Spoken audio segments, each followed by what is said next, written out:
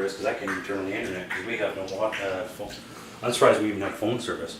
Our pedestal's under 6 feet of water, so I can't even believe you can be able to call us. So, but yeah, well, I can hear the hum on it. That's the water. Oh my god. Well, I don't know what you can do. Honestly, I don't know what you can do unless you can help me get my couch on my basement. I don't know what else to do. And Lily, that's a lost cause. Well, I can, but I gotta start taking the railings off and whatever.